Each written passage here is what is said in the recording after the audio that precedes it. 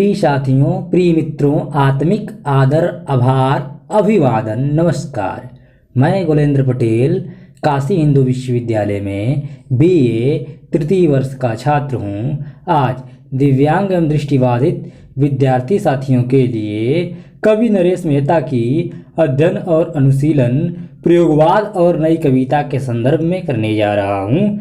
चलिए इस इकाई की रूपरेखा देख लेते हैं। यह वीडियो हम लोगों का 24वां है। इसके पहले हम लोगों ने प्रयोगवाद के तार सप्तक में आने वाले महत्वपूर्ण कवियों का अध्ययन किया है। अज्ञे, मुक्तिबोध, सर्वेश्वर दयाल सक्सेना, गिरिजा कुमार माथुर का हम लोग अध्ययन कर चुके हैं। ये हम लोगों का 24वां वीडियो। चलिए इस इकाई की रूपरेखा देख लेते हैं। उद्देश्य, प्रस्तावना, कवि परिचय, रचना व्यक्तित्व देखेंगे, रचनाएं, काव्य यात्रा उनका देखेंगे नरेश मेहता का। फिर काव्य संवेदना देखेंगे, ऐतिहासिक सांस्कृतिक अनुभूति का खारापन देखेंगे, मानव और प्रकृति देखेंगे, युद्ध, आधुनिकता और पीड़ा देखेंगे, विचारधारा और जीवन दर्शन देखेंगे, अभिव्यंजना शिल्प देखेंगे, काव्य रूप देखेंगे, काव्य भाषा देखेंगे, बिंब, प्रतीक, उपमान, योजना, छंद और लय देखेंगे। इसके बाद हम लोग काव्य वाचन कर इनके कुछ पदों का दो कविताओं का व्याख्या करेंगे संदर्भ सहित। ठीक, फिर मूल्यांकन करते हुए विचार, संदर्भ और शब्दावली देखेंगे। कुछ उपयोगी पुस्तकों को देखेंगे, जैसे कि हम लोगों ने सभी वीडियो में देखते हैं कि किस कवि को समझने के लिए अच्छा से और कौन सा पुस्तक अच्छा है। ठीक, संदर्भ ग्रंथ जिसे हम लोग कहते हैं। चलिए उद्देश्य देखते हैं। उद्देश्य,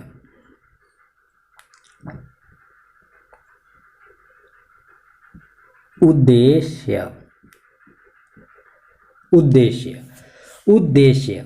इस इकाई को पढ़ने के बाद आप नरेश मेहता के काव्य परिवेश का परिचय दे सकेंगे। कवि के जीवन, रचनाकार व्यक्तित्व एवं रचनाओं के विषय में जानकारी दे सकेंगे। नरेश मेहता की काव्य संवेदना और काव्य अनुभूति से गहराई में जाकर साक्षात्कार कर सकेंगे। नरेश मेहता की काव्य संवेदना और काव्य अनुभूति से के गहराई में जाकर आप साक्षात्कार कर सकेंगे। उनके धरती, प्रकृति, संस्कृति, परंपरा संबंधित दृष्टिकोण की झांकी प्रस्तुत कर सकेंगे। कवि की मूल वैचारिक भूमि बता सकेंगे। कवि के अभिव्यंजना शिल्प, काव्य रूप, काव्य भाषा, काव्य बिंब, प्रतीक, उपमान, योजना, छंद एवं लय का अध्ययन आस्वादन कर सकेंगे। नई कविता के अन्य कवियों के से तुलना करते हुए उनके काव्य की विशिष्टताओं की एक समग्र छवि बना सकेंगे। चलिए प्रस्तावना अर्थात भूमिका देखते हैं।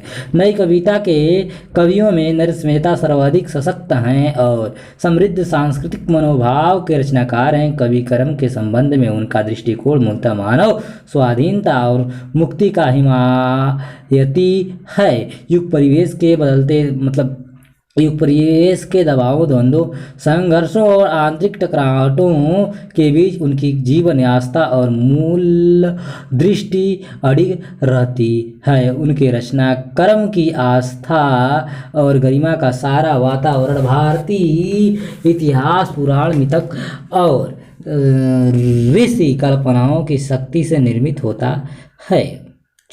आदिम प्रकृति का मुक्त सौंदर्य और जीवन का प्रकृति उल्लास रूप, रस, अनुभव, यथार्थ और मूल रागों को मूल से गहने की अद्भुत क्षमता है। वे अपने समसामयिक कवियों में कुंवर नारायण, धर्मवीर भारती आदि की भांति इतिहास और पुराण के चरित्रों, घटनाओं को नए संदर्भों, समस्याओं, प्रश्नानुकूलता और चिंताओं को व्यंजित करते हैं। हिंदी की उदात्त मूलवादी क्लासिकल संवेदना की परंपरा उनके रचना क्रम में प्रतिफलित होती है। उनकी कविता के कथ्य और रूप दोनों पर वैदिक उपनिषद परंपरा की संस्कारी ध्वनि का गहरा प्रभाव है। चलिए कवि परिचय देखते हैं। कवि परिचय। का भी परिचय।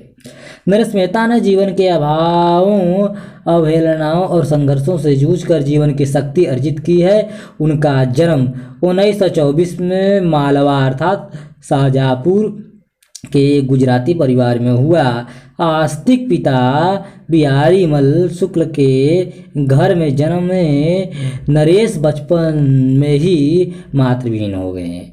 उन्हें कष्ट और कड़वाहट दोनों का अर्थ जल्दी समझना पड़ा। इसी मनोभूमि ने वैष्णव भाव दृष्टि को उनके व्यक्तित्व में एकाकार कर दिया। काशी हिंदू विश्वविद्यालय से एमए किया। इस बीच केंद्रीय प्रशिक्षण संस्थान देहरादून से सेकेंडरी लेफ्टिनेंट का प्रशिक्षण प्राप्त किया। यहीं पर प्रथम उपन्यास ट्रेजन के पीछे लिखा, जिसे राजनीतिक विचारों की उग्रता के कारण जब्त कर लिया गया।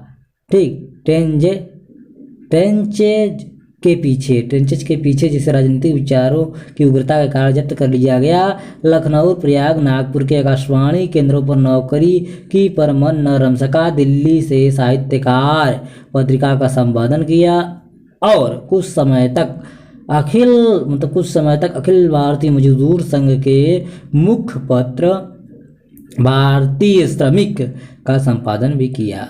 श्रीकांत वर्मा के साथ कृति नामक साहित्यिक पत्रिका का संपादन किया। सन 1957 में विवाह किया और प्रयाग में बस गए।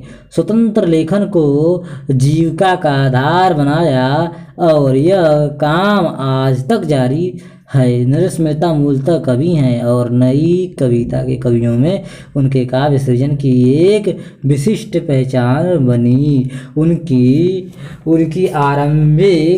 आरंभिक कविताएं राष्ट्र भारती तथा नई कविता नामक प्रतिष्ठित पत्रिकाओं में प्रकाशित हुई और दूसरा शतक सन की कविताओं से वे विशेष चर्चित हुए। रचनाकार व्यक्तित्व नरेश मेहता का रचनाकार व्यक्तित्व स्वाधीनता आंदोलन की मुक्ति चेतना, भारतीय वैष्णव चिंतन परंपरा और संतों की लोक मंगल भावना के तत्वों से निर्मित हुआ। उन पर अहमवादी व्यक्तिवादी होने का संदेह भी किया गया, जिसे सच सिद्ध नहीं किया जा सकता। अपनी बात पर अड़ रहना और दूसरे की गलत बात में हाँ करना उनका स्वभाव नहीं रहा। उन्हें चालाक, कपटी, बुद्धिजीवी, शहरी असभ्यों से ज़्यादा ग्रामीण पसंद आते हैं। खानाबदोश लुहारों की तरह घूमना और प्रकृति सौंदर्य के प्रति विशेष अनुराग रखना उनके व्यक्तित्व में रमा हुआ भाव है। अपने रचनाकार व्यक्तित्व की मानसिकता का परिचय दूसरा शतक के वक्तव्य में इस प्रकार दिया है। अनाम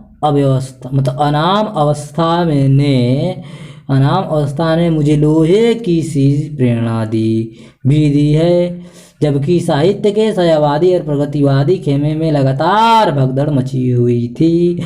वे दिन छायावाद के पदच्युति के दिन थे और प्रगतिवादी सिंहासन रूढ़ हो रहा था। अवसरवादी पनपे और खूब पनपे। अवसरवादी रोमांस का मोह छोड़ न सके, इसलिए वे वापस कसकन भस्कन गाने लगे हैं। उन क्रांतिकारी कवियों के घर या तो बांसुरियां बज रही हैं या फिर हंसों की टोलियां उड़ रही हैं। मार्क्सवादी मोहभंग और कवि अज्ञे के विचारों के प्रति आस्था नरेश के रचनाकार व्यक्तित्व का अंग रही है। काव्य के लिए वे वेद उपनिषद की परंपरा को अपनाते हैं और उसे ही आगे बढ़ाते रहे हैं। वास्तविकता यह है कि नरेश अपने रचनाकार व्यक्तित्व में छायावादी, रहस्यवादी, भ्रामक, कुहेलिका से मुक्त रहे हैं। वे नए प्रयोगों के द्वारों में बंद नहीं हुए। हिंदी में प्रयोगों की आवश्यकता दिन पर दिन बढ़ती जा रही है। विगत अनुकरणीय नहीं हो सका। हाँ, शोभा अलंकार मतलब शोभा अलंकार बनकर रह सकता है। नया तो मेरा युग है, मेरी प्रकृति है तथा सबसे नया मैं हूँ। दूसरा तार सप्तक वक्तव्य। कहना न होगा कि भारतीय मूल चिंतन धारा के स्रोतों से जुड़कर ही नरेश जी के रचनाकार व्यक्तित्व का रचनात्मक परिष्कार और भाव उन्नयन हुआ। वे कवि, उपन्यासकार, नाटककार, संपादक और आलोचक एक साथ रहे हैं, पर मूलतः कवि हैं। रचनाएं देखिए, नरेश मेहता की रचनाएं।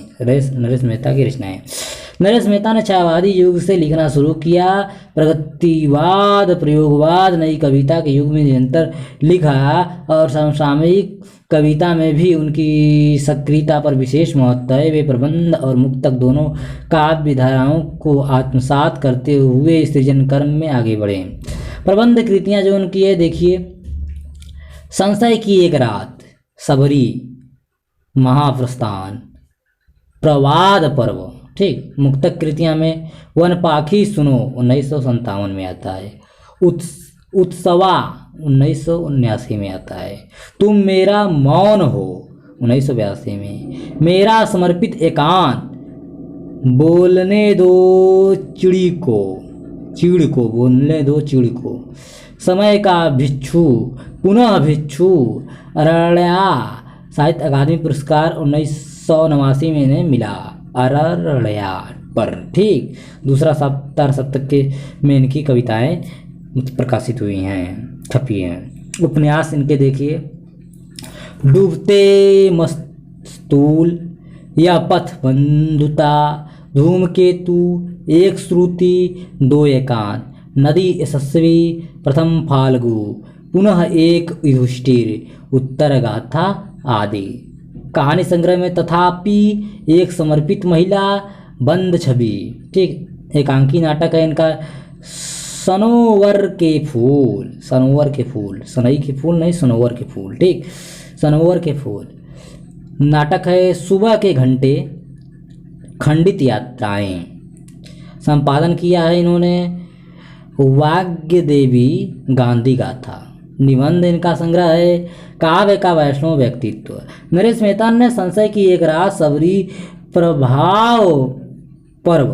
प्रवाद पर्व तीनों प्रबंध काव्यों में राम काव्य परंपरा का आधुनिक संदर्भों में उपयोग किया है। केवल महाप्रस्थान महाभारत के धर्मराज की नैतिक गाथा है। इन चारों प्रबंध काव्यों में विशेष बात यह है कि उनमें प्राचीन मिथकों को सुरक्षित रखते हुए उसके भीतर नए अर्थ की प्रतिष्ठा की गई है।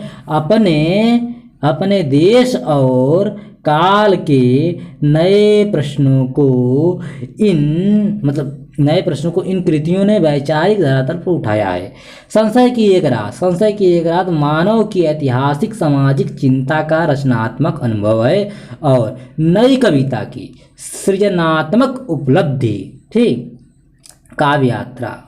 काव्य यात्रा नरेश मेहता ने सन 1937 से लिखना शुरू किया, लेकिन उनकी कविताओं का संकलित रूप दूसरा तार सप्तक 1951 ईस्वी आगे जब संपादन करते हैं तब आगे के संपादन में सामने आया। चाहता मन, अहम, किरण घेरुए, उसस 1 से लेकर 4 तक, जनगरवा चरैवित, उसस, अश्व की बलगा और समय देखता जैसी कविताओं के नए काव्य मुहावरे ने कवि को प्रसिद्धि दी तथा आदिम आगे से साक्षात्कार कराया। उन्होंने कहा, संस्कृति भ्रामक शब्द है, फिर भी संस्कृति की शोध तो की जा सकती है। और हम मनुष्य के आदिकाल के काव्य से भावों की विराटता ग्रहण करके सुंदर कल्पना प्रधान साहित्य रच सकते हैं।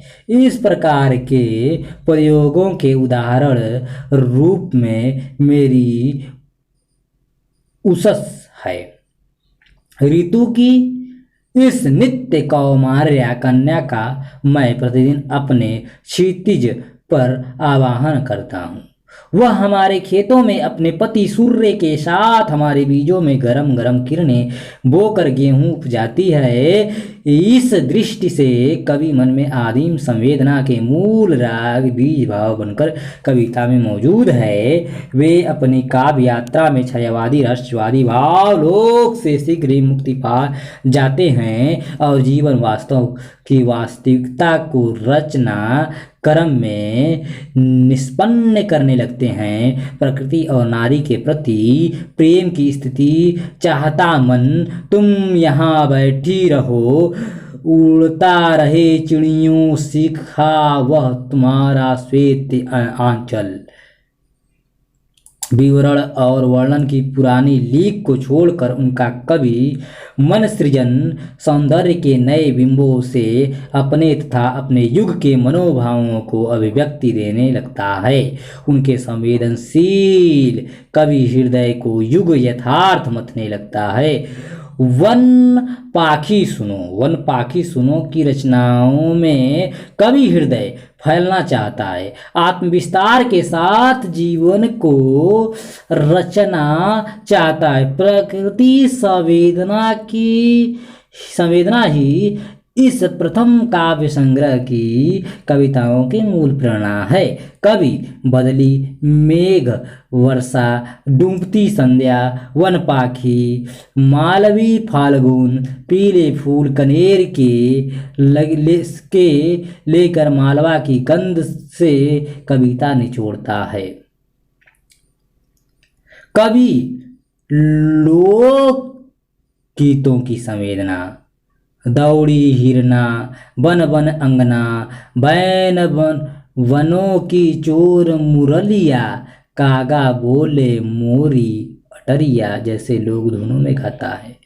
बोलने दो चीड़ को लेकर अयरड़िया तक की लंबी काव्य यात्रा प्राकृतिक संवेदना और प्राकृतिक लय की चेतना का विस्तार है। यह पूरी कविता धूप चांदनी फूलों का स्तब्ध दृष्टिगत होती है। साथ ही वेद उपनिषद की भावधाराएं गीतों में झूमती हुई पाठकों के हृदय में प्रवेश कर रही है। नरेश मेहता की काव्य यात्रा का एक पथ प्रबंध कविता की ओर जाता है। वे परंपरा कथा काव्य से समझौता नहीं करते।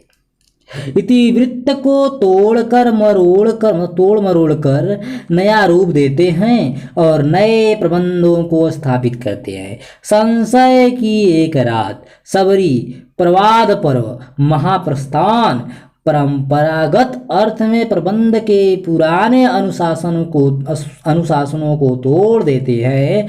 हरिऔध के प्रियप्रवास और मैथिली शरण गुप्त के जयद्रथ वध वाली इतिवृत्तात्मकता उनमें नहीं है।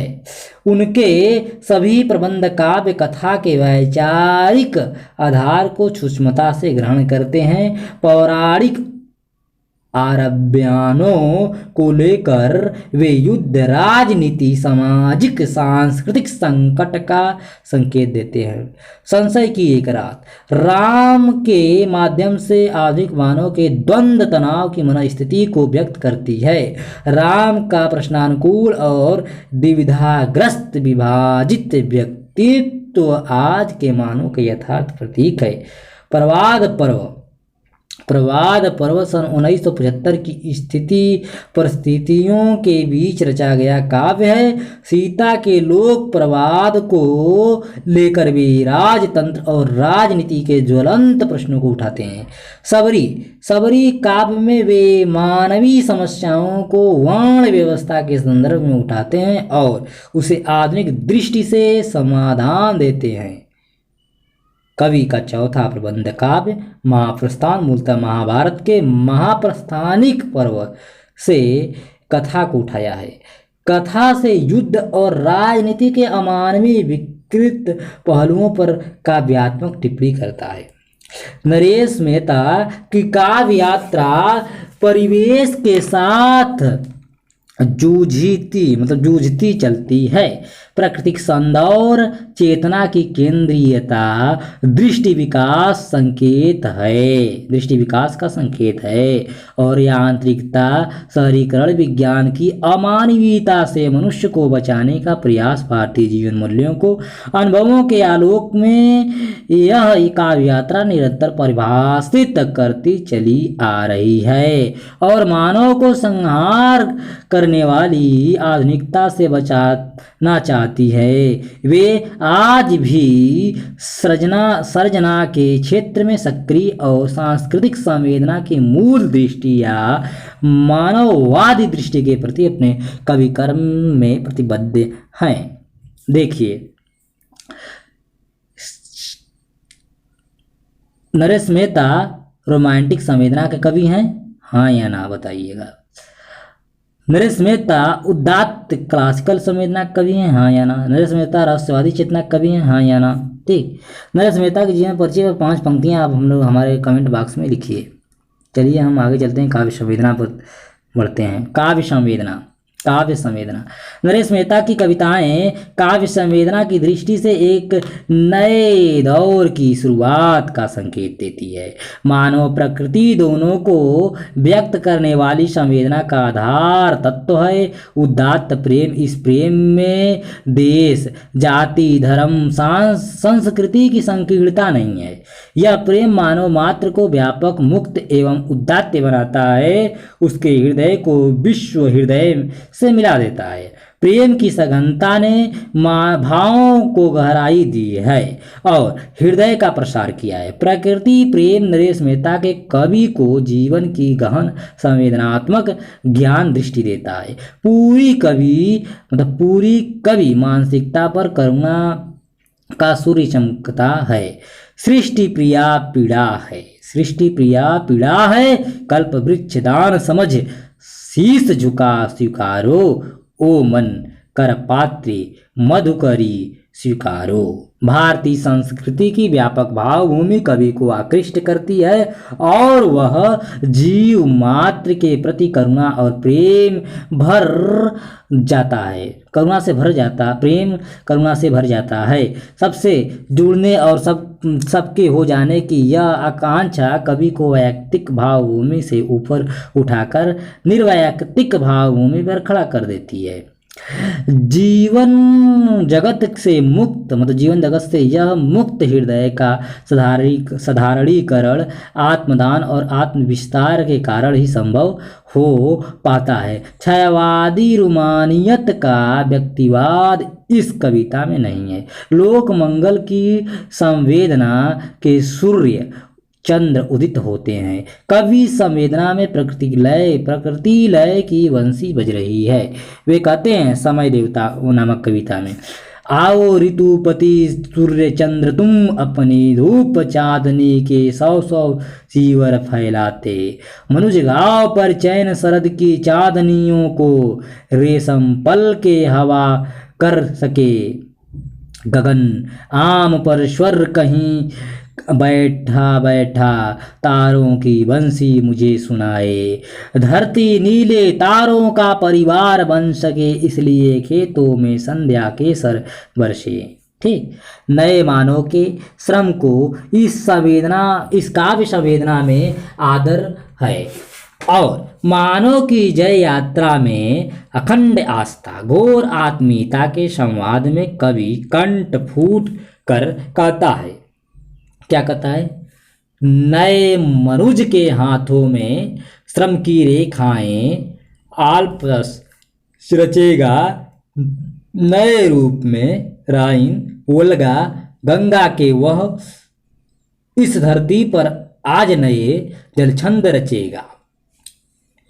उसके श्रम के नवल क्षितिज की ओर दौड़ते सूरज थोड़े आलोकों की उल्काएं ले, समय देवता आज विदा लो, किंतु तुम्हारे रेशम में इस चमक वस्त्र में मिट्टी का विश्वास बांध कर भेज रहा हूं।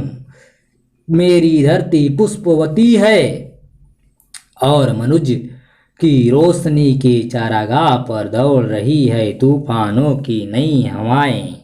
ठीक, लंबी कविता समय देवता में नरेश मेहता की काव्य संवेदना दृष्टि विश्व दृष्टि का पर्याय हो जाती है। कवि एक वैदिक ऋषि की भांति प्रार्थना की मुद्रा में दिखाई देता है और वह धरती के मनुष्य को सुखी देखना चाहता है। इस काव्य संवेदना का झुकाव कृषिजीवी ग्रामीण समाज की ओर है। कवि मिट्टी का विश्वास लेकर धरती की महिमा के साथ गहन लगाव रखते हैं। मानववादी विश्व दृष्टि, मानवीय आस्था ही उनके संवेदना का प्रधान स्वर है। भारतीय सांस्कृतिक दृष्टि भेदों को मिटाकर अभेद की ओर बढ़ती है और यही दृष्टि इस कविता की आंतरिक पुकार है। ऐतिहासिक सांस्कृतिक अनुभूति का खारापन। ऐतिहासिक सांस्कृतिक अनुभूति का खारापन। नरेश मेहता में काव्य सृजन के संघर्ष की आंतरिक जागरूकता उन्हें एक ओर तो प्रकृति और संस्कृति की आदिम संवेदना से जोड़ती है तो दूसरी ओर परंपरा प्रवाह के निरंतर से। इसका प्रधान कारण यह है कि पंत प्रसाद निराला की भांति नरेश मेहता ऐतिहासिक अनुभूति के कवि हैं। ऐतिहासिक अनुभूति के कवि हैं। यह ऐतिहासिक अनुभूति उन्हें सांस्कृतिक धड़कन का पूरा अता पता देती है और उनके अनुभव का देश और काल व्यापक हो जाता है। प्राकृतिक सौंदर्य उन्हें नए प्रतीक बिंब उपमान ही नहीं देता बल्कि गहरे स्तर पर वह उन्हें जीव मात्र से प्रेम की ओर प्रवृत्त कर देता है।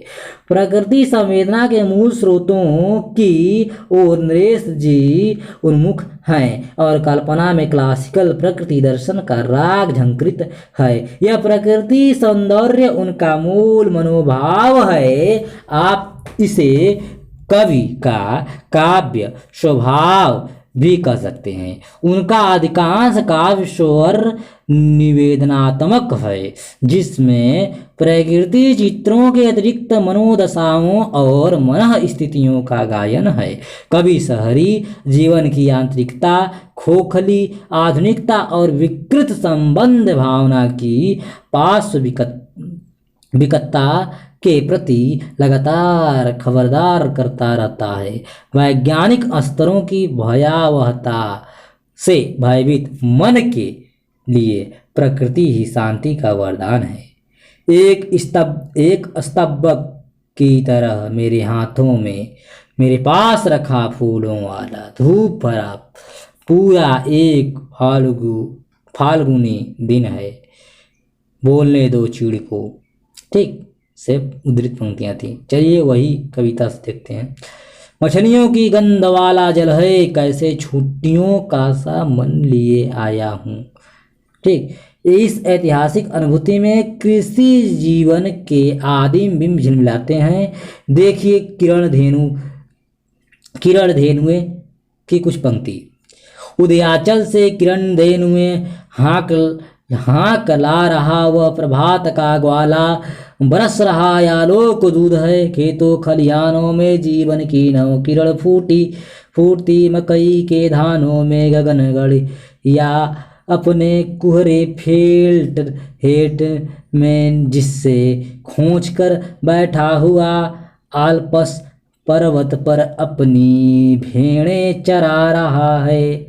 इस अनुभूति में मनुष्य का आदिम मन काफी सुरक्षित रूप से व्यक्त हुआ है। पूरा सांस्कृतिक संस्कार अखंड भाव परंपरा में प्रवाहित है। वैदिक बौद्ध जैन जैसी कृत्रिम श्रेणियां यहाँ नहीं है। केवल समग्र भारतीय संस्कृति के भाव सौंदर्य की गंध इस काव्य अनुभूति में महक रही है। मानव और प्रकृति। नरेश मेहता ने अपने सृजन कर्म में निरंतर साधना से हमारे वनस्पति जगत की संवेदना को पहचानते हुए नया अर्थ दिया है। पश्चिम ने मानव को भौतिक आध्यात्मिक खंडों में बांट कर देखा और प्रकृति को अपनी दासी बनाकर, पर भारतीय चिंतन परंपरा ने प्रकृति और मानव को एक और अखंड माना। एक के बिना दूसरे की सत्ता ही नष्ट हो जाएगी। आदमी यदि प्रकृति के साथ सहयोग स्वभाव रखेगा तो विकसित होगा, किंतु यदि अपने को प्रकृति का स्वामी मानते हुए उसे दूहना चाहेगा तो नष्ट हो जाएगा, विकास नहीं कर सकता। पूरी भारतीय सांस्कृतिक अवधारणा में पेड़ पौधों कई अर्थों में मनुष्य के समान हैं। इस बुनियादी चिंतन को कोई चाहे तो वैष्णव चिंतन परंपरा भी कह सकता है। नरेश मेहता जी इस चिंतन के प्रति समर्पित नरेश मेहता के काव्य में प्रकृति विविध रूपों में आती है। पेड़ों फूलों की मधुर दुनिया है, नदी झील आकाश पहाड़ घाटी जंगल बादल बसंत सावन संध्या आदि के रंग बिरंगे चित्रों से कविता भरी पड़ी है। उषा धूप फूल किरण का वर्णन तो कवि हर राग हर सांस में करता है। एक प्रकार से यह प्रकृति भाव जीवन की संकीर्णता के खिलाफ मुक्तता तथा मानवीय स्वतंत्रता स्वाधीनता का प्रतीक है। कवि की आकांक्षा है कि वह मस्त गतिमय अधरों से सोमरस का पान करता रहे और अपने पूर्वजों की भांति चिंता मुक्त जीवन जिए। देखिए महाप्रस्थान प्रबंध का से उनकी कुछ पंक्तियां। सुख यस्ति वर्षाओ आओ व्योम कन्य के सरल नयन अरूढ़ यस्क ले जाए तुम्हें उस सोमदेव के राजमहल। नयन रागमय अधर गीतमय बने सोम का कर फिर पान। ठीक, देखिए दूसरी उदाहरण, बोलने दो चिड़ को कपिला दूध सी वह धूप का नाम ही कैसा उत्सव है। ठीक, तीसरी उदाहरण भी देख लीजिए उसी बोलने दो चिड़ को। ओ अप्सरा की आँख की तरह धूप भरे फाल्गुनी दिन, आज मेरे पास कोई काम नहीं है, मैं अभी इस झील में नहाऊंगा। उसके बाद ये झरबेरियाँ है, चेरियों के गुच्छे हैं, हिमनी शिरेखों की श्रेणियां हैं, केवल इन्हें देखता रहूंगा। ठीक, समय देवता मानव इतिहास का गवाह है। उसके संवादों में जीवन लय का मर्म दिया है कवि ने। कवि कहता है समय देवता में, गेहूं के सोने जल पर केरल सी की हवा तैरी, घोड़े की छाती तक ऊंची स्वर्णवानियां श्वेत सूर्य से बात कर रही। ठीक, इस कवि कर्म में मीलों लंबे चौराहा में ऊन लपेटे भेड़ों का दल चला आ रहा है। इन कविताओं में गाय को हाँकता ग्वाला, बैलों की बजती घंटियां, खेत खलियान, अमराई, गेहूं की बाली, धानों के खेत बार आते हैं। धरती की महिमा के गीत नदियां झरने गाते चले जा रहे हैं। इस धरती को विश्वारंभा संबोधन से कवि पुकारता है। वैदिक शब्दावली राग रति के साथ चली आ रही है। सोम उषा मतलब वही उषस, इंद्र पूषा, सविता, वरुण, भूमा, सीता, सामगान, सूची, समीधा, किरण, धेनुएं आदि शब्द पूरे संस्कार, संदर्भ और इतिहास के साथ मौजूद मिलते हैं। वैदिक दर्शन प्रकृति और धरती की महिमा का जैसे गान करता था, वैसे ही नरेश मेहता जी उनका गान स्मरण स्तुति करते हैं। कवि को पता है कि यांत्रिक सभ्यता मानव का चैन छीन रही है। मानव को प्रकृति की अनुरागमयी गोद ही शांति दे सकती है। कवि कहता है, विश्व शांति का आवाहन इन राजनीति के भावनाओं में तो सदा असंभव है। वह जनरव से दूर हंस रही दूब बिछाए धरती माता, विश्वारंभरा रूपमयी वह सरती सोमा के कलश भरे बैठी पुत्रों की आस लगाए। यह प्रकृति प्रेम पलायन नहीं है, यह प्रकृति प्रेम पलायन नहीं है, अपनी ही जड़ों में जुड़ना है और अपने ही सही रूप से आंतरिक खोज है। यंत्र मानव की संवेदना को मारते हैं, प्रकृति मानव संवेदना को पल्लवित पुष्पित करती है। प्रकृति के रंग कवि मन में स्वर्ण किरण तुम से बसी लाल, सोने की मेघ चील, पीली वसुधा, संध्या केसर, सेरन परवी दिन, कपिला दूध से, धूप की पली तितली, चंपक बाहें, गोरी रेत जैसे अनेक प्रयोगों से उभरते हैं। हर बार कल्पना नया रंग भरती है। प्रकृति पूजा की सांस्कृतिक शब्दावली से कविता भरी पड़ी है, यथा कुमकुम, कीर्तन, धूप, मंद, तोरण, वंदन, वार, अक्षत अर्घ देना, अभिषेक करना आदि। कवि की काव्य संवेदना में मानवीय मन की ऊर्ध्वर्ध चेता आकांक्षा उमड़ती रहती है। फलतः यह कविता नई कविता के रेगिस्तान में शीतल जल की मधुधारा है। आप चाहें तो इसे प्राचीन भारतीय चिंतन परंपरा निरंतरता के पर्व से फूटा आधुनिक प्रवाह भी कह सकते हैं। युद्ध और आधुनिकता, युद्ध और आधुनिकता का पीड़ा। युद्ध, आधुनिकता और पीड़ा, युद्ध, आधुनिकता और पीड़ा तीनों को देखिए। दोनों आधुनिक मतलब युद्ध, आधुनिकता और पीड़ा दोनों आधुनिक विश्व युद्ध की कराह और अमानवीयता को अभिव्यक्ति देना नरेश के काव्य की एक प्रवृत्ति है। पर एक विवशता है, आंतरिक बेचैनी है, मानव को यंत्र दानों के विनाश से बचा लेने की कोशिश है। संहारक युद्धों के आतंक की थर्राहट समय देवता जैसी लंबी कविता का संपूर्ण सच है। कवि देशों में झांक झांक कर संजय दृष्टि से कमेंट्री करता है। यह पूरी कविता एक सफल काव्यात्मक कमेंट्री ही है। देखिए समय देवता का उदाहरण। समय देवता बम के गोलों से भी धरती बांझ हुई है। चीन के देश के नगर ग्राम घाटी जंगल में भरा हुआ धुआं ही धुआं, गोभी की मंगल रेत पर युद्ध लाश दुर्गंध दे रही है। ठीक, दुर्गंध दे रही है। युद्धों में मूल्यों का अंधापन, विकृति, पाशवीकरण का दर्द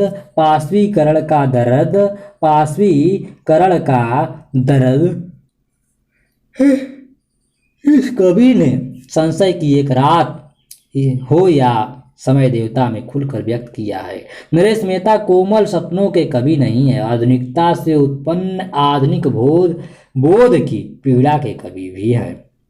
देखिए 3 उदाहरण उनके। पहला उदाहरण, पेकिंग का पेकिनी सड़कों पर पिछला जीवन मरा पड़ा है। दूसरा उदाहरण देखिए, दूर छिपकली सा वह छोटा टापू है जापान देश का, छिपकली सा छोटा सा जो कि मर चुका एटम बम से। डूब गई बूटों की टापे, सिसक रहा कोढ़ी सा जीवन, विज्ञान धुएं के अजगर सा है लीला, लील रहा सब रंग रेशमी, मनु श्रद्धा का हिरोशिमा में मनुज मर गया। हिरोशिमा में मनुज मर गया। तीसरा उदाहरण देखिए, वही सृष्टि श्री मनुज की आज विज्ञान कर कब्र में मरा पड़ा है, दौड़ रही गंधक और फास्फोरस की पीली लपटें। आधुनिकता का नरेश मेहता के सृजन में अर्थ है विज्ञान के द्वारा किया गया मानव संहार अवमूल्यन। इस आधुनिकता ने मानव को पीड़ा, दर्द, अवसाद दिया है, जबकि नरेश मेहता अंधेरे में सूर्य का प्रकाश, जीवन की ताजगी, हरियाली के कवि हैं। विचार और जीवन दर्शन। विचार और जीवन दर्शन। नरेश मेहता की विचारधारा पर भारतीय आस्थावादी मूल्यों का गहरा प्रभाव है। वे पश्चिमी नस्लवाद, अलगाववाद, व्यक्तित्ववाद, अस्तित्ववाद की विचारधारा से सदैव दूर रहे हैं। मार्क्सवाद, भौतिकवाद भी उन्हें संतोष नहीं देता। वे आध्यात्मवाद और रहस्यवाद की विचारधारा को भी प्रश्रय नहीं देते। मूलतः उनकी विचारधारा पर वैष्णव चिंतन परंपरा के व्यापक मानवतावाद दृश्य और दृष्टि की छाप है। वैष्णव का अर्थ है बहुजन हिताय, लोक मंगल के लिए जीने वाला प्राणी, भेद बुद्धि से अलग। उत्सवा 1979 की भूमिका में उन्होंने लिखा है, नरेश मेहता कहते हैं अपने उत्सवा की भूमिका में कि व्यक्ति विस्तार के बहुश्याम हो जाने की निष्फली औपनिवेशिकता है, जो व्यक्ति समर्पण की निष्प्राण निष्णात प्रसूति वैश्ववता एक में परम विराट हो जाने की चित है, तो दूसरे में एकांत के सानिध्य की दृष्टि। एक में ब्रह्मांड है, एक में ब्रह्मांड है तो दूसरे में वृंदावन। एक में तांडव है तो दूसरे में लास्य। एक में यज्ञ भाव है तो दूसरे में लीला भाव। यह वैष्णवता कृष्ण भाव है, संत भाव से जीवन का तप, पिराई पीर को जानने का भाव, पिराई पीर को जानने का भाव। अंत में नरेश मेहता की सृजनात्मकता को समझने के लिए उनकी इस वैष्णव चिंतन धारा को भीतर बाहर से समझना जरूरी है।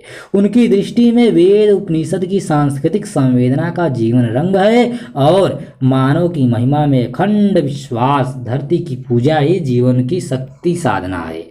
वे कहते हैं दूसरा तार सप्तक में उनकी एक कविता जो है उसमें वे कहते हैं, धरती को कहीं से छुपाओ, एक बच्चा की प्रीति होती है।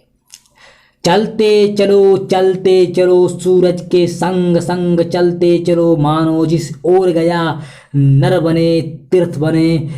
तुमसे है कौन बड़ा, गगन सिंधु मित्र बने।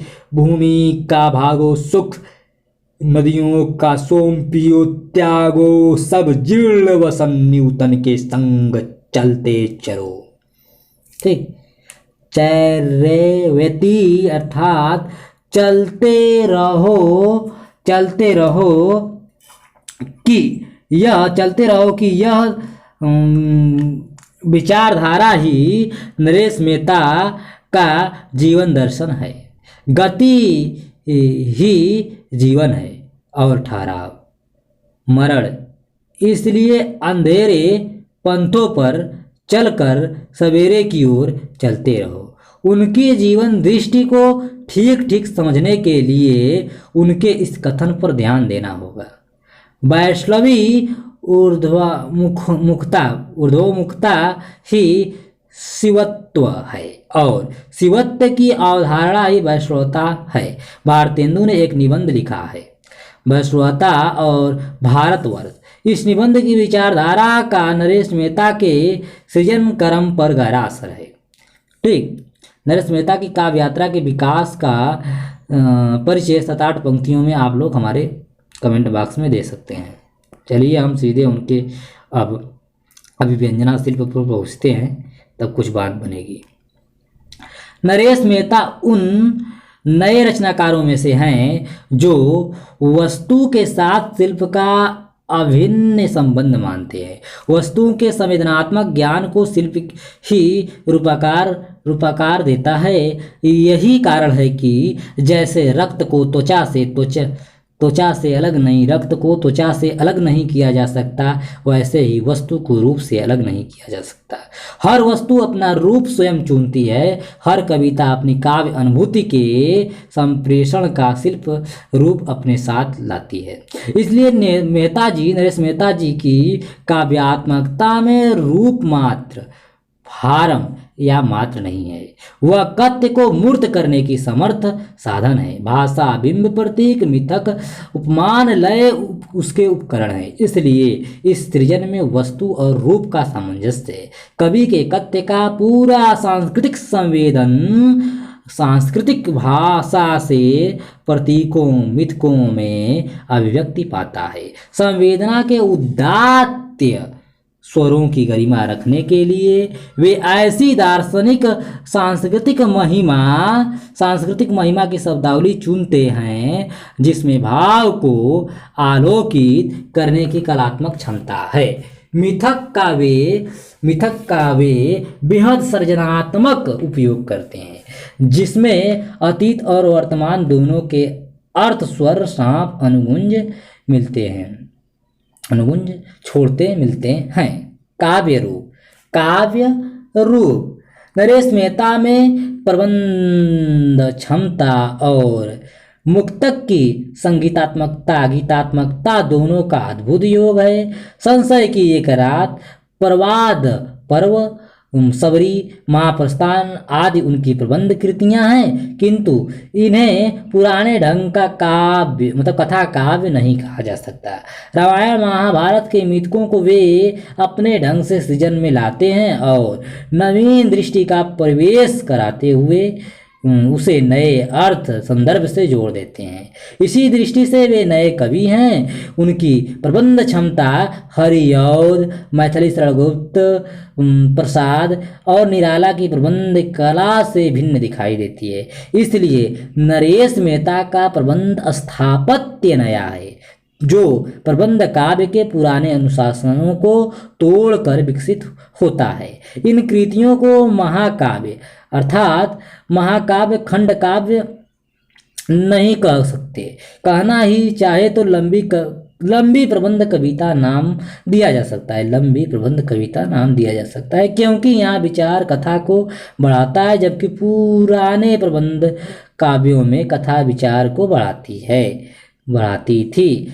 दूसरे, इन प्रबंधात्मक कविता में देश और काल की द्वंद्व चेतना, तनाव, संघर्ष, पीड़ा, अवसर, विडंबना और कड़वाहट है जो कि आधुनिक भावबोध का संपूर्ण सत्य है। विशेष बात यह है कि कवि ने समय देवता जैसी सफल नाटकीय लंबी कविता का सृजन किया है। नई कविता की सफलतम लंबी कविता में समय देवता का एक विशिष्ट स्थान है। पूरी कविता कमेंट्री शैली में है। यह अनुभव को अनुभव कराने की कविता है। अपनी संरचना में यह अप्रगितात्मक लंबी कविता है। नरेश मेहता की छोटी से छोटी कविताएं बहुत हैं। इनमें राग सत्य पूरी कविता को कलात्मकता से अन्वति में बांध देता है। पूरी कविता प्राणी की तरह गठित रूप के सांचे से मोहित है।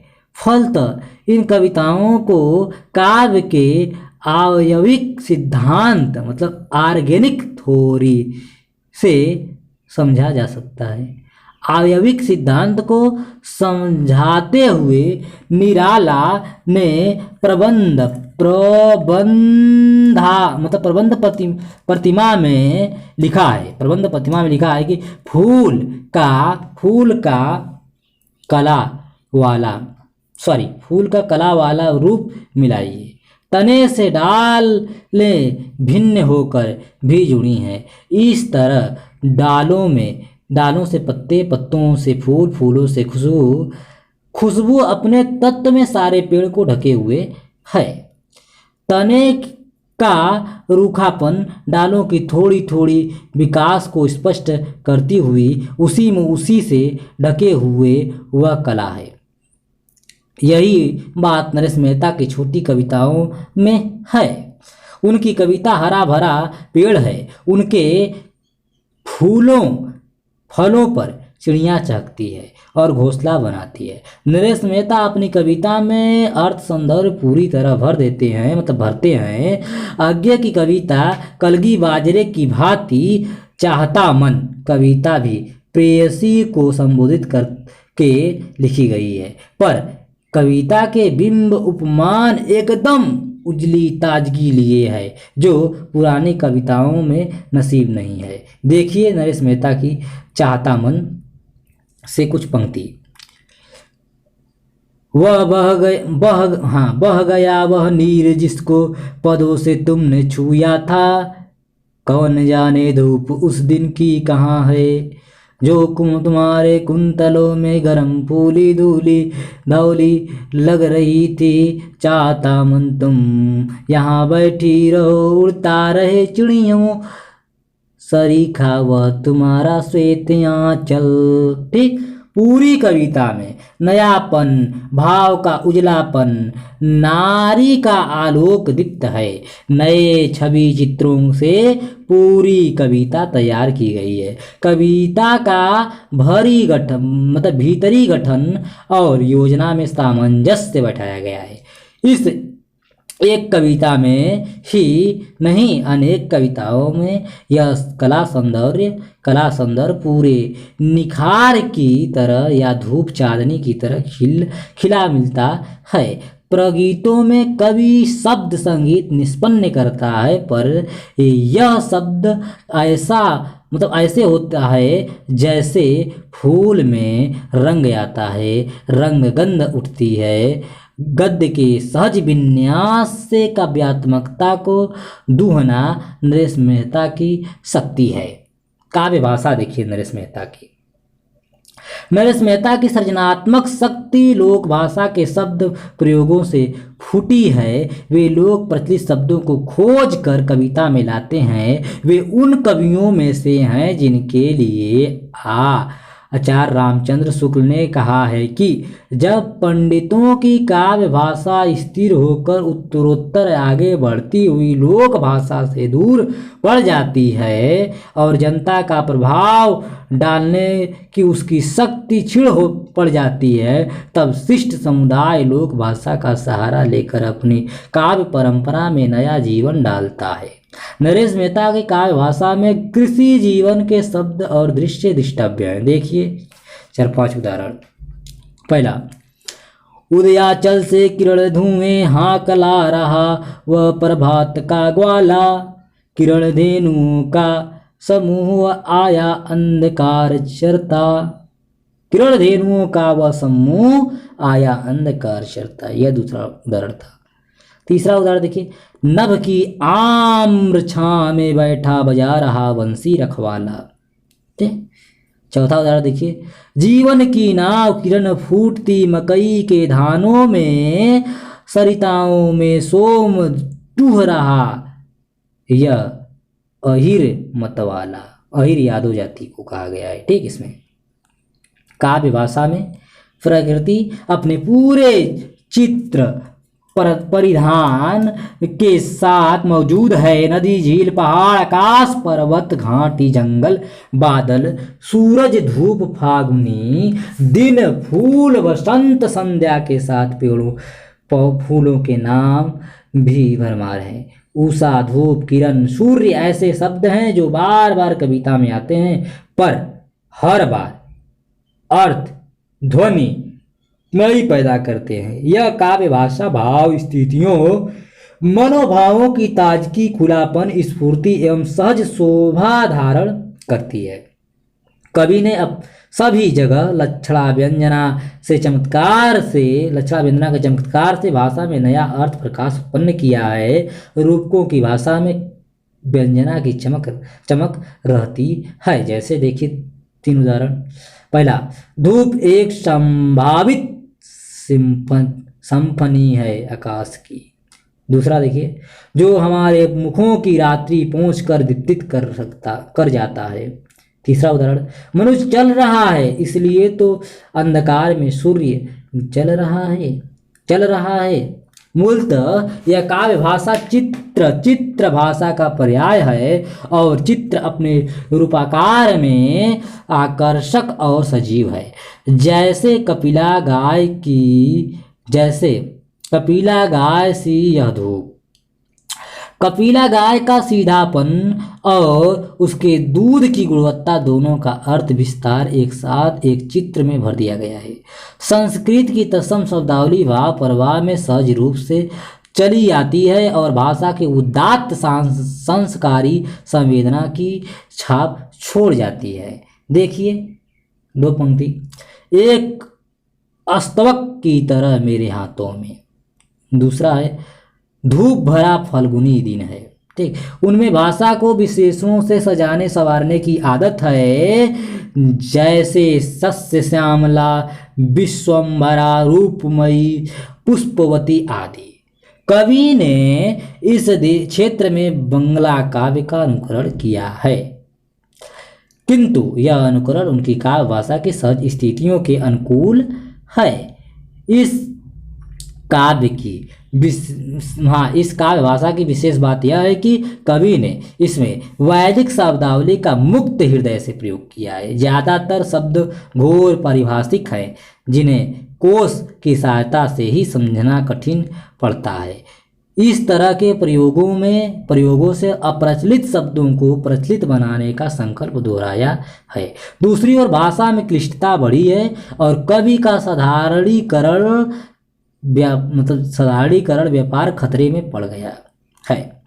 उदाहरण, उषस, इंद्र, पूषा, भूमा, सोमा, सामगान, ऋचा, समीधा, धा, सविता, सीता, वरुण देव आदि इस प्रकार के शब्द हैं। सीता का अर्थ धरती और मिथक भाषा को खोलकर इसका अर्थ संदर्भ स्पष्ट करना पड़ता है।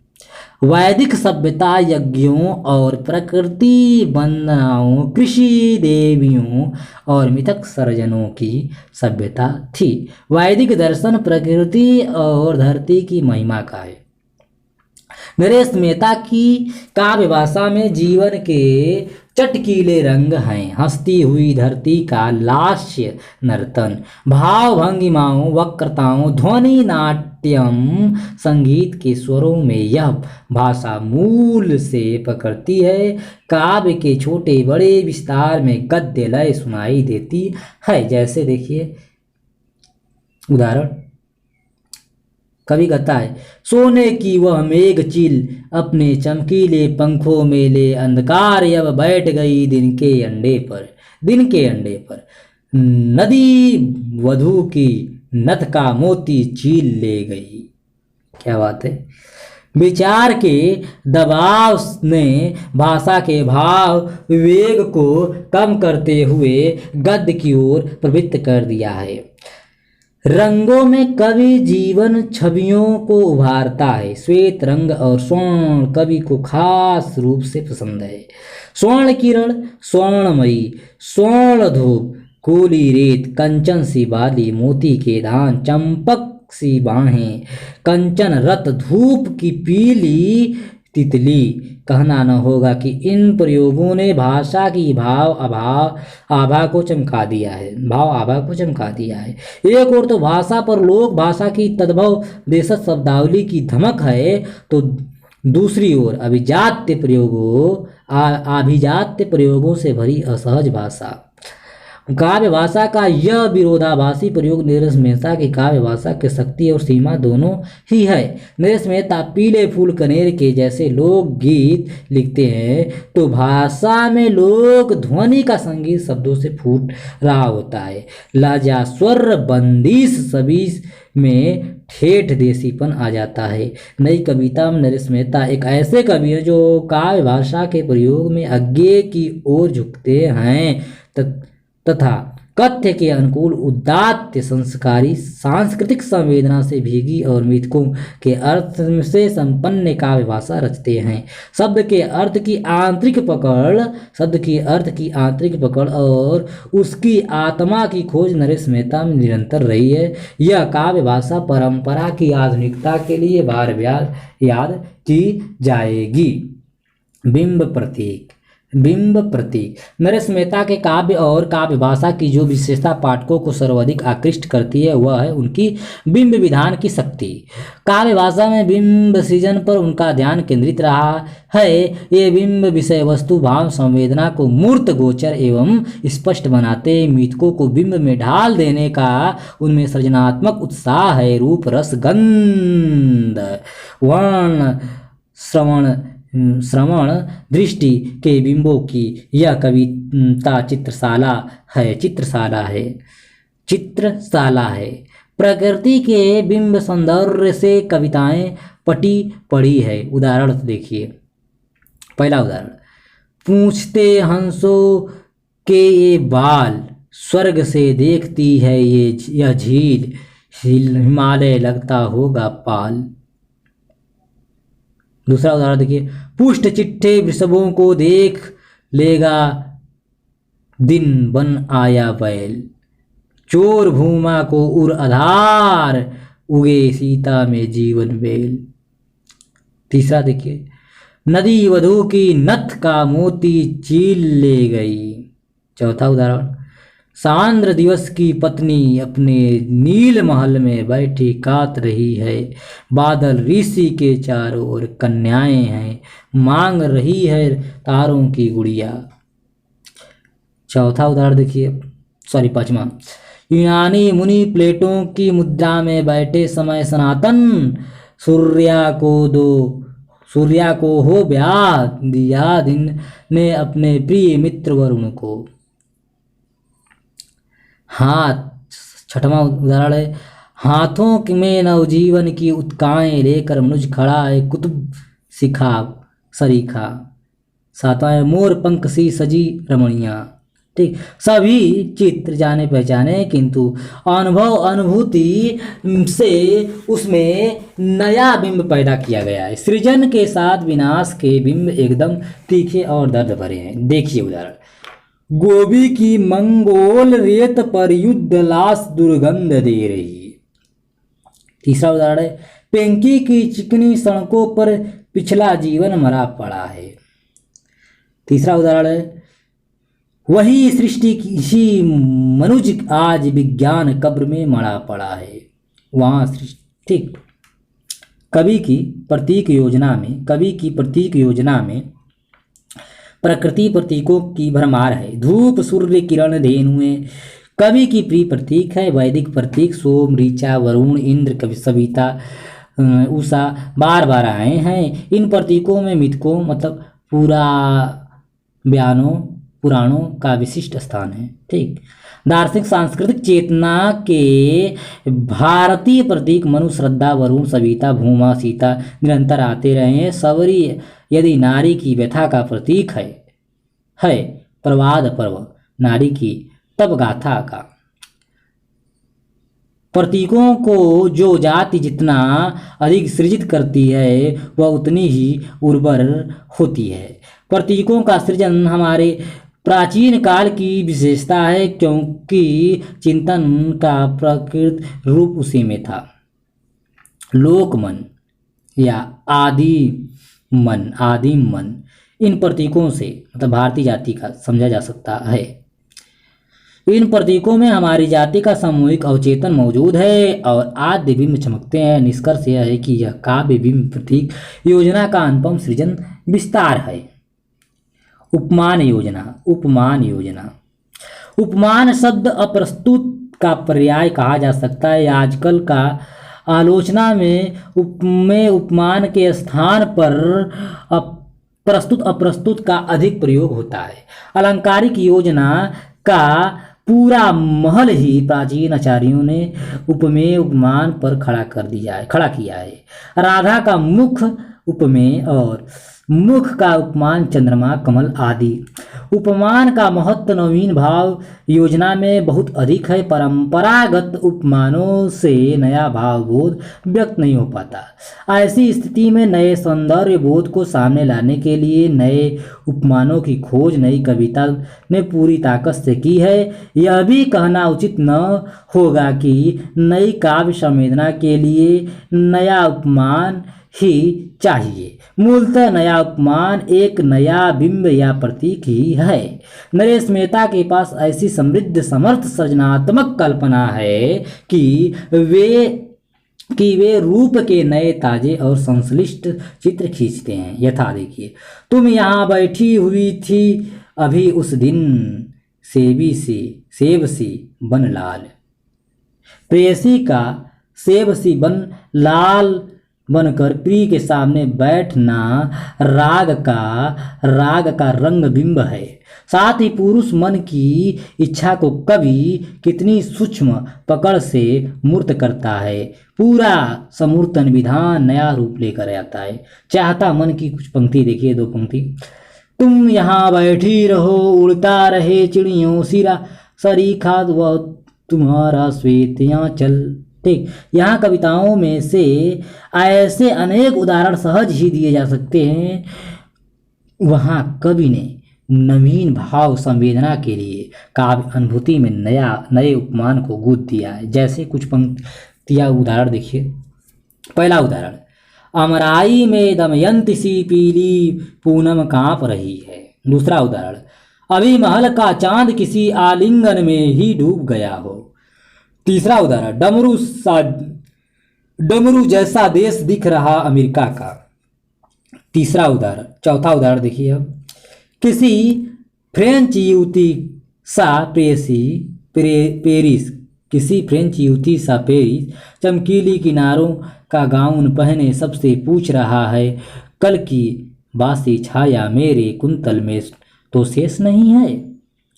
ठीक, पांचवा उदाहरण देखिए, हेलेन सी डेनबू किनारे गाउन जैसे बीच जाते हैं, नाइटिंगेल बैठी पाइन पर। छठा उदाहरण है, खाकी वर्दी का युग मेरा। सातवां उदाहरण है, घोड़े की छाती से ऊंची स्वर्ण बानियां श्वेत सूर्य से बात कर रही। नरेश मेहता की काव्य संवेदना में मानवीय हस्तक्षेप बहुत है। प्रकृति के मानवीकरण अलंकार इस कविता की शोभा है। ध्यान देने की बात यह है कि हिंदी की प्रयोगवादी कविता अर्थात 1043 ईस्वी से लेकर 1943 से लेकर 1951 के काल में 1943 से लेकर 1951 के काल में नए उपमानों की चर्चा जोरों शोर से चली थी। इस क्षेत्र में नई कविता के कवि खुलकर आगे आए हैं और नवीन उपमान योजना से नई कविता को समृद्ध किया है। नरेश जी ऐसे ही कवियों में अग्रणी रहे हैं। छंद और लय इस कवि की खुली काव्य संवेदना ने परंपरागत छंद शास्त्र के अनुशासनों को अस्वीकार किया है। अक्षरों की संख्या और वर्ण गाथा के नियम के प्रति उनमें शुरू से ही उपेक्षा मिलती है। खुल गए बंद छंद के बंद, पास के रजत पास की घोषणा का नई कविता ने आदर किया। नरेश मेहता के लिए छंद विचार भाव भाषा की गति को नियंत्रित करते हैं और भाव अपने साथ लय को, छंद को कर्ण के कवच कुंडल की भांति जन्म के साथ ही लाते हैं। विशेष बात यह है कि नरेश मेहता ने अज्ञे भवानी प्रसाद मिश्र की भांति वाचिक परंपरा पर ध्यान दिया है। इस परंपरा में कविता को गाकर सुनाने का प्रचलन था, किंतु मुद्रण युग ने कविता के सामने समस्या खड़ी कर दी है और वह गाने से ज़्यादा पढ़ी जाने लगी। नई कविता में छंद ने अपनी इंद्रिय बदली है। पहले वह कानों के रास्ते हृदय में उतरती थी, अब आँखों के माध्यम से। वह छोटे लंबे वाक्य, गंध विन्यास, विराम संकेतों, चिन्हों, देशों आदि से अर्थ को स्पष्ट करने की ओर बढ़ती है। प्रश्न, विस्मय, भय, उल्लास के लिए चिन्ह लगाए जाते हैं जो कवि के मनोगत भावों को स्पष्ट करते हैं। नरेश मेहता मुक्त छंद और लोकगीतों दोनों में इन चिन्हों का प्रयोग करते हैं। उनकी प्रसिद्ध कविता समय देवता मुक्त छंद के गद्य विन्यास में जीवन के उतार चढ़ाव की लय को भूनती है।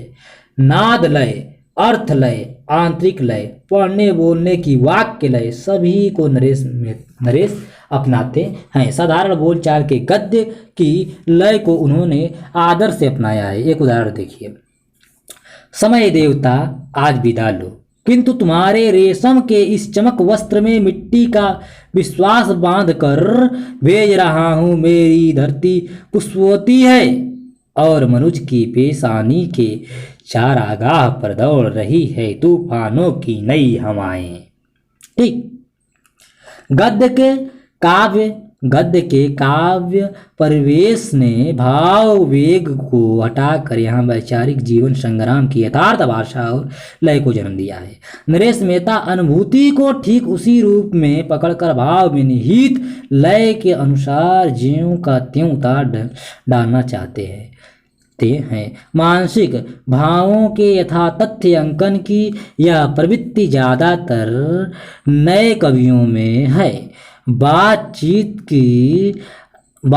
की लय यहाँ तक कि नाद की अनुकृति तक किरण धेनुए अहम उसस जैसी कविताओं में लाई गई है। कुल मिलाकर कवि मन वास्तविकता के हर कोण, हर लहजे को छंद में गह लेने का आकांक्षी है। उल्लास आस्वाद के गीत नरेश मेहता ने कम नहीं गाए हैं, पर उनमें लोक धुनों का अनुसरण किया है। काव्य वाचन और संदर्भ सहित व्याख्या। आप नरेश मेहता की काव्य प्रवृत्तियों से साक्षात्कार कर चुके हैं। यहाँ पर पाठ्यक्रम में निर्धारित 2 कविताएं और उनके महत्वपूर्ण अंशों की संदर्भ सहित व्याख्या प्रस्तुत की जा रही है। ठीक, चलिए देखिए। किरण धेनुएं, ठीक, किरण धेनुएं, इसको थोड़ा हम बड़ा कर देते हैं। किरण धेनुएं उदयाचल से किरण धेनुएं हाँक ला रहा वह प्रभात का ग्वाला, पूंछ उठाए चली आ रही क्षितिज जंगलों से टोली, दिखा रहे पथ इस भूमि का सारस, सुना कर बोली, गिरता जाता फेन मुखों से नभ में बादल बनतिरता, किरण धेनुओं का समूह यह आया अंधकार चरता, नभ की आम्रश छाह में बैठा बजा रहा बंसी, रखवाला ग्वालिन सी ले डूब मधुर वसुधा हंस हंस कर गले मिली, चमका अपने स्वर्ण सिंह वे अब सैलों से उतर चली, बरस रहा आलोक दूध है खेतों खलिहानों में जीवन की नव, किरण फूटी मकई के धानों में, सरिताओं में शोभ दूह रहा वह अहिर मतवाला। ठीक, अहम कविता देखिए। आम की चट्टानों को यह तो फोड़ती आ रही आवाज किसी की एक गहरी चुप, सभी के ओंठों सीखे बांसुरी की, कब्र पर चुप का कफन में मुट्ठियों पत्थर किए हैं बंद, कौन चुप के वस्त्र को तेज सुई की तरह छेदता, विश्व के इस रेतवन पर मैं अहम का मेघ हूँ, उन दिशा की दासियों के संग मरमर के करों में, जय वस्त्र मेरा है थमा कौन हो तुम, चाहते किसके पलक असगुन, क्या नहीं तुम देखते आज मेरे अहम कंधों पर गगन बैठा हुआ, अहम पर ए अश्रु किसके हुंकार से मैं घाटियों की गोद को भरता रहूंगा, जब तलक इस प्रश्न का उत्तर न होगा क्या मेरी अहम की मीनार की ही नींव में इस पत्थर हिचकियाँ है तो रहा एक हिचकी प्रतिध्वनित हो चाहती इतिहास हो न आह मैं ऊंचा गगन ओ आओ नींव का पताल आंसू की नींद में उदयाचल से किरण देने में हाकला रहा वह प्रभात का ग्वाला पूंछ उठाए चली आ रही क्षितिज जंगलों से टोली दिख आ रहे पथ इस भूमि का सारस सुना सुना कर बोली गिरता जाता फेन मुखों से नभ में बातल तीरता किरण धेनुए का समूह यह आता अंधकार। ठीक, मतलब मैंने जो दोबारा पंक्ति पढ़ी है उदयाचल, अब मैं संदर्भ सहित व्याख्या करूंगा। ठीक है, संदर्भ सहित व्याख्या। देखिए भाई, नरेश मेहता को हम लोगों ने अध्ययन किया। नरेश मेहता ने सृजन पर वैदिक काव्य के सौंदर्य की अमिट छाप है। वेदों में प्रकृति सौंदर्य की उपासना है और प्रकृति वहाँ मानव के साथ एक रूप और एकाकार है। मानव और प्रकृति की यह सहभागिता ही विकास का एक जीवन दर्शन प्रस्तुत करती है। प्रकृति में बदलाव, सूर्य, चंद्र, तारागण, नदी, किरण, निर्झर आदि को देखकर विमुग्ध होने का कृत उल्लास से भरा भाव है। नरेश मेहता मानते हैं कि आज की यांत्रिकता से मानव की रक्षा जरूरी है और मानव की रक्षा तभी की जा सकती है जब वह प्रकृति के साथ जीने का भाव उत्पन्न करे। यही मूल भाव इस कविता की मनोभूमिका में व्यक्त हुआ है। चलिए हम व्याख्या करते हैं। कवि प्रकृति के सौंदर्य दर्शन में जीवन की गति और उल्लास पाता है। सवेरे निकलने वाले सूर्य की किरणों को देखकर वह वैदिक ऋषि की भाव मुद्रा में कहता है कि पूर्व दिशा के पर्वत उदयाचल से निकलने वाले सूर्य की किरणें धरती की ओर बढ़ती है। ऐसा लगता है मानो गाय चराने वाला सूर्य ग्वाला अपनी किरण रूपी ग्वालों को धरती की ओर हाँक कर ला रहा है। पूरा दृश्य ऐसी दृष्टि देता है मानो दूर दूर तक फैले हरियाली के जंगलों में जहाँ धरती आसमान मिलते से दिखाई देते हैं, उस क्षिति से गाय समूह पूंछ उठाए भागता चला आ रहा है। धरती पर गीत गाते सारस पक्षी की बोली इस भूमि के अभिनंदन का संकेत दे रही हैं। उन गायों के मुखों की रौंद, मतलब गाय की जुगाली से आनंद में जो फेन उठाया है, मानो वही बादलों में रूप धारण कर तैरता रहता है और सूर्य की किरण रूपी गायों के द्वारा अंधकार चर लिया जाता है, यानी नष्ट कर दिया जाता है। प्रकाश और आनंद की ताजगी से भरा पुलकित धरती को देखकर गायों का रखवाला अमिताभ या सूर्य, विष्णु का कृष्ण रूप, मानो नभ के नीचे आम्र मंजरी की छाया में बैठकर आनंद की तान छेड़ता है, अपना बांसुरी बजाता है। ठीक, इस कविता की विशेषता देखिए, मतलब इस पंक्तियों की। कृष्ण का संबंध गायों से है और गायों का समूह कृष्ण की वंशी पर मोहित होकर उनके साथ चलता है। सूर्य गाय के वैदिक मिथक को पृथ्वी ने एक नए बिंब में प्रस्तुत कर दिया है। सूर्य आदिम प्रकाश का प्रतीक है तो मानव को अंधकार से निकाल कर प्रकाश की ओर ले जाता है। वैदिक कृषि जीवी समाज ने किरण धेनुओं को ऐसी ही कला दृष्टि में ढाला है। ठीक, चौथा विशेषता है मानवीय अलंकार के द्वारा कवि ने सूर्य को ग्वाला और वंशीवादक कृष्ण मतलब विष्णु के रूप में प्रस्तुत किया है। पांचवी विशेषता है कि चारावाहे आम के वृक्षों की छाया में बैठकर निश्चिंत होकर गाय चराते हैं और चैन की बंसी बजती थी। गायों के दूध से जीवन पलता था और किरणों से धरती की हरियाली हंसती थी। इस तरह से यह आदिम और चेतन का बिंब है। छठा विशेषता है काव्य भाषा ने प्राकृतिक पूजक समाज की सहज चेतना के को रूपों से साकार किया है। ठीक, देखिए अगला पंक्ति की व्याख्या। ग्वालिन सी ले दूध दूभ, ग्वालिन सी ले दूभ मधुर वसुधा हंस हंस कर गले मिली, चमका अपने स्वर्ण सिंह वे, अब शैलों से उतर चली, बरस रहा आलोक दूध है, खेतों खलिहानों में जीवन की नव किरण फूटी, मकई के धानों में सरिताओं में सोम दूध रहा वह अहिर मतवाला। इसकी व्याख्या देखिए। ठीक, व्याख्या।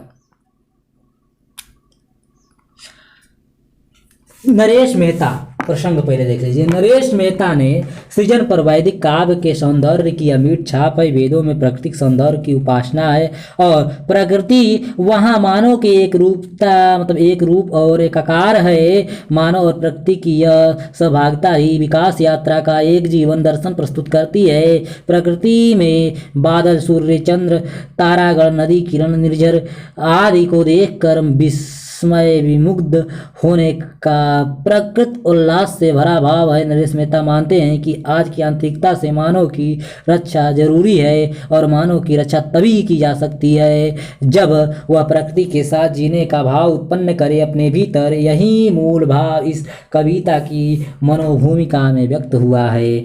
देखिए व्याख्या। कृषि जीवी समाज का जीवन गाय पर निर्भर था, इसलिए कवि ने वसुधा अर्थात धन धारण करने वाली धरती को ग्वालिन के रूप में देखा है, जो मीठी दूब घास खिलाकर इन गायों को हृदय से प्यार करती है। हरी घास मानो गायों के स्वागत के लिए, उनकी भूख मिटाने के लिए ही धरती पर ग्वालिन उगाती है। किरण धेनुएं अपने सिंगों को सोने से मढ़े हुए हैं। सूर्य के आलोक में स्वर्ण का सदृश्य उपस्थिति है और हरे भरे शैलों से उतरकर धरती की ओर आती गायों का समूह मनमोहक दिखाई देता है। खेतों खलिहानों में सूर्य की किरणें फैलकर फसल को हरा भरा करती है, अन्न उगाता है। अतः उसे खेतों में दूध बरसना या जीवन वर्षा कहा है। मकई के हरे भरे खेतों की हरितमा जीवन की नई उमंगों का संकेत बन जाती है। सरिताएं विराट प्रकृति की सृजन आकांक्षाएं हैं। इनसे ऐसा लगता है कि मतवाला अहिर या कृष्ण इन सरिताओं से सोमरस का दोहन कर रहा हो। ध्यान देने की बात यह है कि प्राचीन काल में सोमरस मधुर पेय था, उसे अमृत तुल्य माना जाता है। विशेष देखिए इस कविता के रूप के द्वार ग्वालिन रूपी वसुधा के उल्लास का चित्र प्रस्तुत किया है।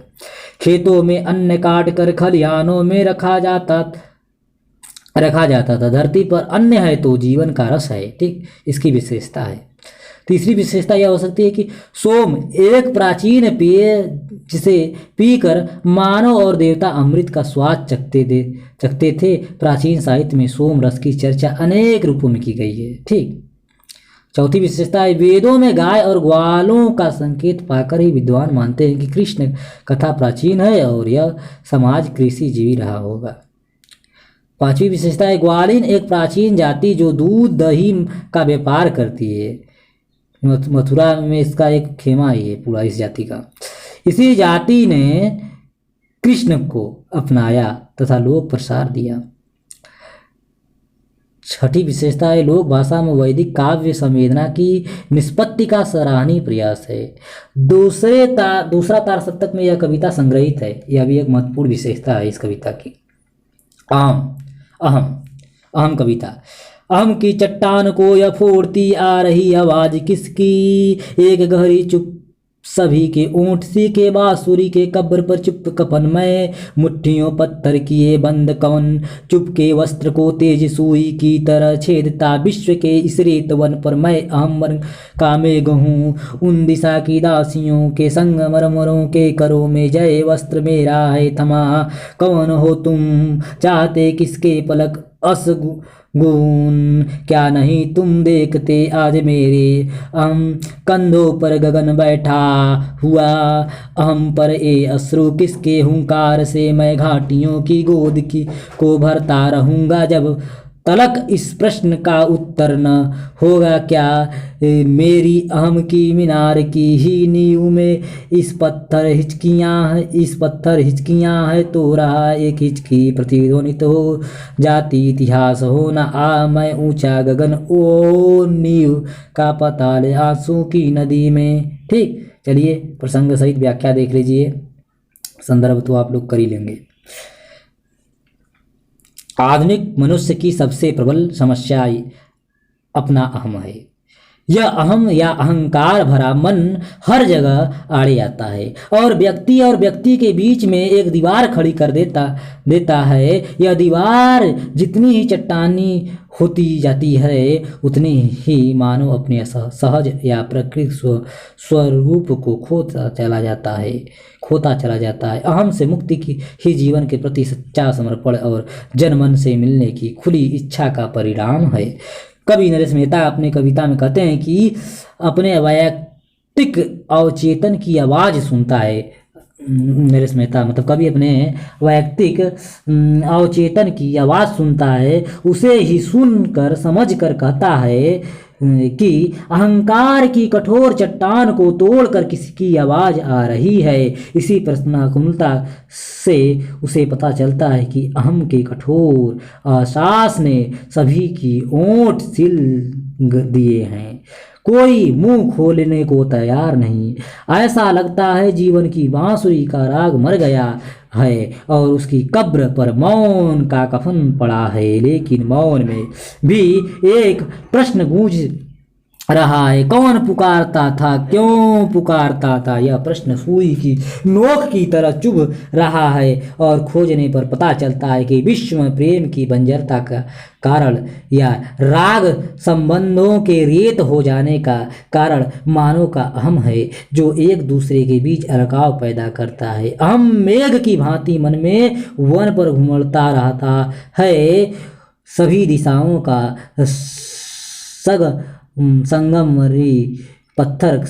संगमरमरी पत्थर का कठोर रूप है, जिस पर संहारक ब्रज का प्रहार होना अविशेष है। बार बार मन प्रश्न पूछता है, तुम कौन हो जो चेतना पर घिराव तनाव डाले हुए हो। क्या तुम्हें मानव के हंसते नेत्रों पर से प्यार नहीं है? क्या तुम नहीं जानते समानता और बंधुत्व में ही जीवन है? किंतु हो क्या, आधुनिक मनुष्य ने अपने अहम को इतना बढ़ा लिया है कि वह उसके कंधों पर सवार हो गया है और उसका विस्तार जगत की तरह अंध है।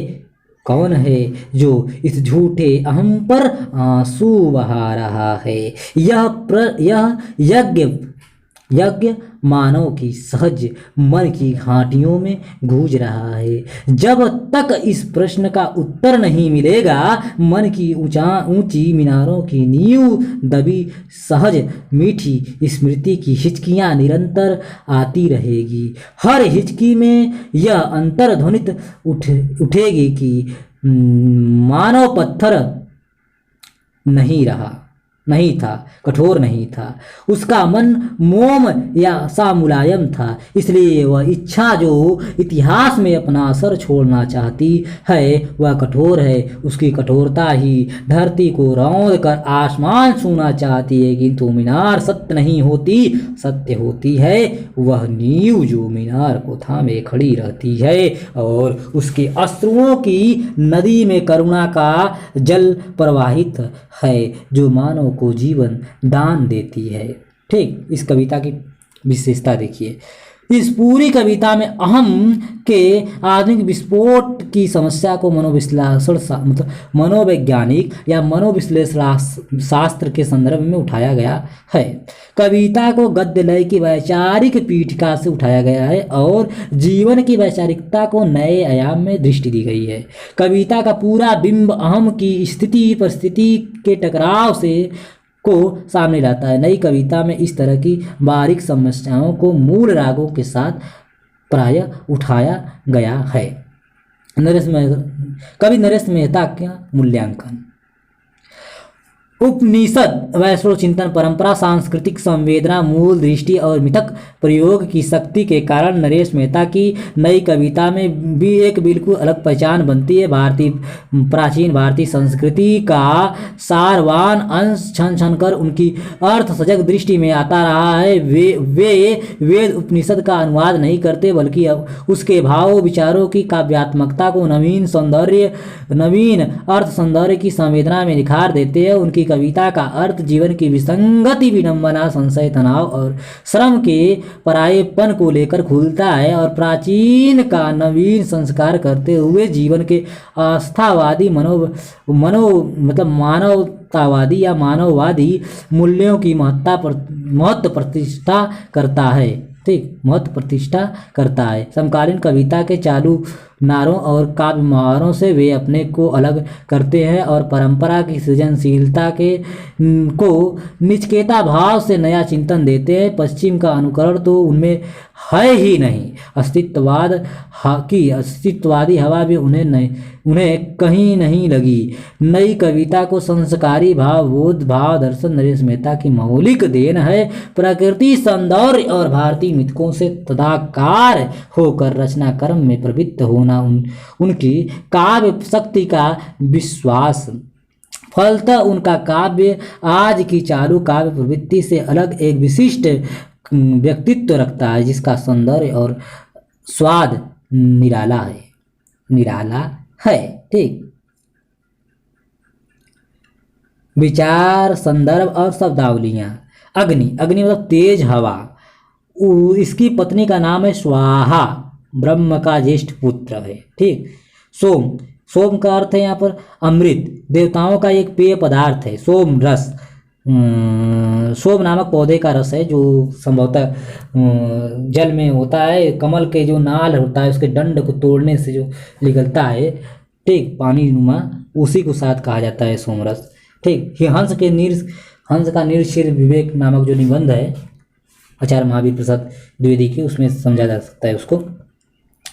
संश्लिष्ट, साथ मिला हुआ, जुड़ा हुआ। सीता वेदों के अनुसार कृषि के अधिष्ठात्री देवी, पुराण के अनुसार आकाशगंगा की धारा, रामायण के अनुसार राम की पत्नी का नाम। ठीक, इंद्र सौर, युद्ध और वैभव के वैदिक देवता हैं। इनका स्थान अंतरिक्ष है। देवताओं के राजा, नंदवन के स्वामी। ठीक, उत्सव गीत, लोक गीतों की परंपरा में उत्सव गीतों का महत्वपूर्ण स्थान है। विभिन्न संस्कारों के लिए इन गीतों का लोक प्रचलन है। उमा का जो शाब्दिक अर्थ है वह है प्रकाश। शिव की पत्नी का नाम भी उमा है। ठीक, तांडव शिव का एक अत्यंत प्रिय नृत्य है। ठीक, लास्य, पार्वती द्वारा किए जाने वाला कोमल भाव भंगिमा का नृत्य है लास्य। ठीक, वेद, चार जो ऋग्वेद, यजुर्वेद, सामवेद, अथर्ववेद है, उनको ही वेद कहा जाता है। वेदों के रचनाकाल का निश्चित रूप से ज्ञान नहीं है, पर ऐसा विश्वास है कि ये प्राचीनतम ग्रंथ है। इनका विस्तार वाचिक परंपरा से हुआ है, अतः इन्हें श्रुति भी कहा जाता है। श्रुति अर्थात वेद को कहा जाता है। ठीक, वैष्णव इस संप्रदाय के ये अनुयायी विष्णु की उपासना करते हैं। महाभारत में इसे नारायणी धर्म कहा गया है। तदुपरांत इसमें कृष्ण की उपासना प्रधान हो गई है। इसे भागवत धर्म भी कहा जाता है। उपनिषद, इसकी संख्या 108 मानी जाती है। इसमें ईशावास्य, केन, कठ, प्रश्न, मुंड, छंदोग्य, अत्रय इत्यादि महत्वपूर्ण हैं। ठीक, कुछ उपयोगी पुस्तकें जिसके माध्यम से हम लोग नरेश मेहता को अच्छी तरह से समझ सकते हैं। तो नरेश मेहता को समझने के लिए विश्वनाथ प्रसाद तिवारी की समकालीन हिंदी कविता जो राजकमल प्रकाशन से है उसको पढ़ना अनिवार्य है। नामवर सिंह की कविता के नए प्रतिमान, राजकमल प्रकाशन नई दिल्ली से।